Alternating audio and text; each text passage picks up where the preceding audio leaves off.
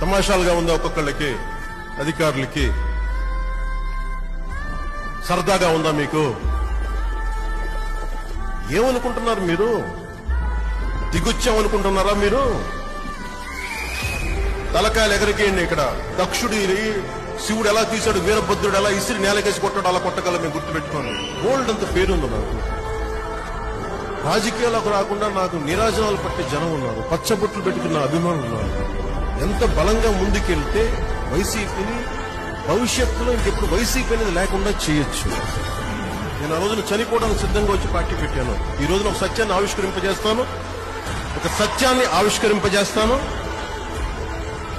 ఈ ఆవిష్కరింపజేసే సమయంలో నన్ను చంపేస్తే నాకు ఓకే. కానీ